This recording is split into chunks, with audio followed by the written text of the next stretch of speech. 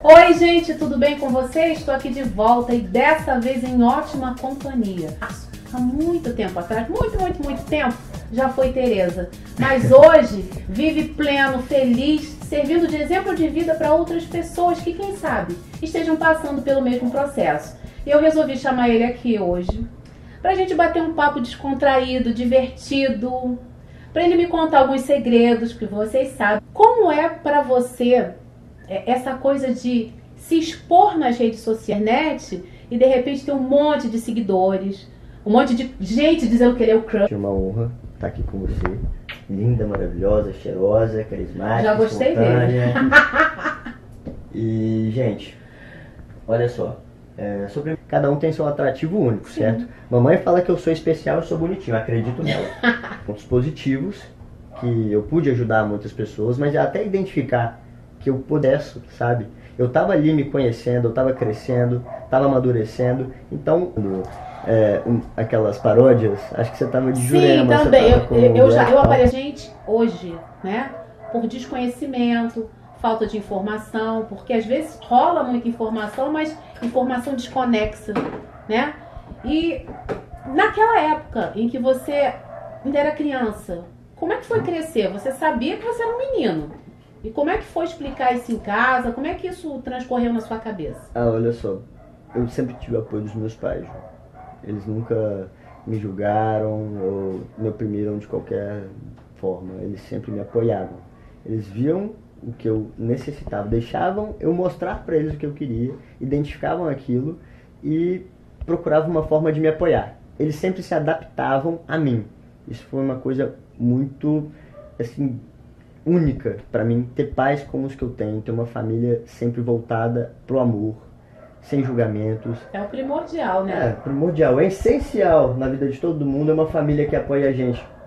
E eu cresci sendo um menino. Desde quando eu nasci, eu sempre tive, desde quando eu nasci assim, que eu não tenho memória de bebê, né? Mas desde quando eu nasci, eu sei aqui dentro que eu tinha alguma coisa que não estava certo. Eu me olhava no espelho e eu não me identificava com o que eu via. As pessoas falavam Tereza, mas era a mesma coisa de eu me perguntar quem é a Tereza? Por que esse nome? Para os meus pais faz tanto sentido, mas para mim não faz nenhum. E quando eu fui crescendo, a partir do momento que eu escolhi mudar o meu físico, que era o que mais me agredia, sabe? Que era o que mais me deixava triste, que eu olhava pro espelho e falava, pô, pera, mas como assim? Não tá certo isso aqui. Depois que eu optei por lidar com a Tereza, porque chegou um momento da minha mudança, eu perguntei pra mim mesmo, eu falei, pera, não é mais a mesma pessoa, quem sou eu agora? Que eu já tinha mudado de dentro pra fora. Não é uma coisa que você simplesmente muda seu físico e pronto, é o físico que acabou. Não, você tá passando por uma mudança interna. Tudo tá vindo de dentro e você procura expor da melhor forma. E crescer assim, tendo os dois pontos de vista, foi muito interessante. Porque eu vivia transitando entre os dois mundos. Eu era um menino ninja. Eu sempre estava no meio das meninas, mas eu pegava tudo do mundo delas, pegava do mundo deles. Eu ficava colhendo informações. Sempre fui uma criança muito observadora. Então, eu unia aquilo pra mim de uma forma que eu ficava com o que eu me identificava mais. Eu sempre me identificava com os meninos. Porque a criança, no fundo, ela sabe das coisas. Ela pode não entender, mas no íntimo ela já sabe. Exatamente. Então o que acontece? A criança malandramente, porque é desprovida de maldade, ela começa a se adaptar, né? E entender as coisas de uma forma muito mais simples, né? Isso que eu sempre fiz da minha vida. Eu me adaptava. Acho que é um recurso de sobrevivência do ser humano. A gente se adapta. A gente passa uma dificuldade, se adapta. E eu sempre vivia assim. Quando eu era criança, voltando lá, eu observava nas meninas e falava, pô, aquilo ali chama minha atenção, mas por que me chama atenção? Eu olhava para os meninos, mas por que meu corpo não é assim? Por que eu não tenho esse traço? Eu não tenho essa força? Eu não tenho essa impulsão? E eu olhava para elas de novo e falava, mas eu não sou indefesa. Eu não sou frágil. Eu não gosto, na época, que é muito padrão. Meninos a rosa, meninos azul. Eu ficava, eu não gosto de rosa. Eu quero usar azul. Eu quero brincar com Max Steel, não quero brincar de Barbie. E eu lembro quando os menininhos iam atentar, tipo, brincar com as meninas, sempre tem aqueles atentados que gostam de fazer sacanagem com as meninas. Eu ia lá, via o que eles iam fazer, voltava no grupo das meninas, falava, gente, o plano é esse aqui, ó, vamos fazer isso e isso. Todas me obedeciam e eu protegia todas. Eu sempre tive essa característica muito de proteger, acolher, de não deixar nada acontecer com as meninas. Eu sempre fui muito paizão. Eu poderia passar por qualquer situação, mas nada acontecia com elas. Então, no fundo, você tinha o melhor dos dois mundos, né? Porque você tinha a coisa do companheirismo, que você acabava sendo companheiro das meninas, Sim. e tinha aquela coisa da zoação também. E... essa característica meio molecão, assim, eu sempre tive muito isso, eu sempre gostei de provocar sorrisos. Eu falo que a curva mais linda de uma mulher é o sorriso dela. Oh, meu Deus. Isso não é clichê, não mesmo. Que é verdade. Pra que eu vou olhar pro teu corpo sendo que eu posso olhar pro teu olho, conversar com você? Então, sorrir é sempre a melhor opção. A gente já começar sorrindo. E eu queria relembrar uma coisa, né?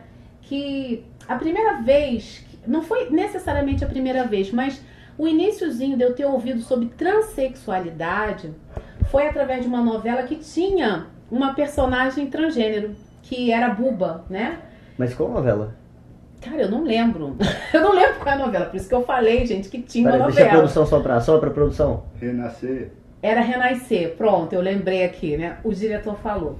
Então tinha essa novela que tinha esse personagem, e foi um personagem escrito de uma forma assim tão humana, porque não era uma coisa estereotipada. Era uma mulher transgênero que era casada com um dos filhos do coronel.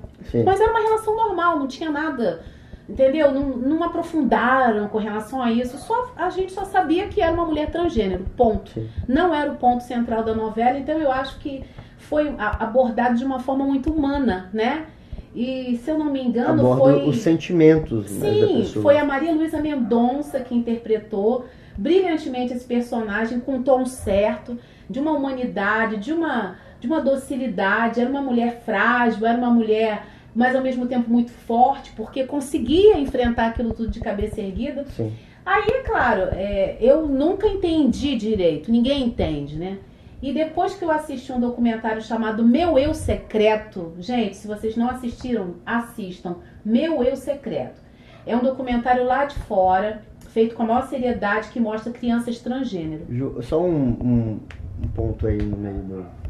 não é aspas, mas é adentro. Esse eu secreto me remeteu a uma coisa, que desde criança eu sabia que eu tinha um segredo que eu não podia contar pra ninguém. Pelo fato de eu observar, eu sabia que eu seria julgado se eu dissesse o que eu sentia, o que eu vivia aqui dentro. Eu guardei isso comigo desde sempre. Nem na minha fase de transição eu cheguei para os meus pais e falei assim, mãe, pai, eu sou menino. Nunca cheguei e falei isso para eles. Foi tudo implícito. Foi aquela coisa que ficava... como é a palavra que eu posso definir? Aquele negócio que fica subentendido. Porque eu cheguei para os meus pais um belo dia, depois eu pedi para o meu pai várias vezes para ele me levar no endócrino, ele ter me enrolado. Que meu pai, ele sempre foi assim, ele sempre tentou incentivar meu lado feminino. Do outro lado, a minha mãe, ela falava assim, é isso que você quer? Na época, minha filha me levava para comprar roupa, eu ia para ala masculina, pegava boné, pegava camisão, bermudão. É isso que você quer? É isso que você gosta? Gostei, mamãe. Então vamos embora, vamos pagar. Minha mãe não, ela sempre ia pelo lado da psicologia do que eu queria. Me agradar, me ver feliz e ponto final. No fundo, os dois queriam me ver feliz. Mas meu pai, você sabe, tem aquela coisa, minha filhinha, minha menina, minha princesinha. E aos poucos ele foi percebendo que ele não tinha uma princesa em casa. Ele tinha um rapaz. Isso foi dando um conflito nele. Eu sei que eu sou uma coisa, mas eu tô descobrindo, eu não sabia, eu achava que eu era único. Eu não sabia que eu era transgênero. Eu acho que essa coisa da gente assistir documentários, de ver pessoas na mídia, que faz com que as pessoas entendam que o que elas estão vivenciando está sendo vivenciado por outras pessoas também. E esse documentário especial, ele mostra crianças, então assim, essas crianças não vão passar pelo que você teve que passar.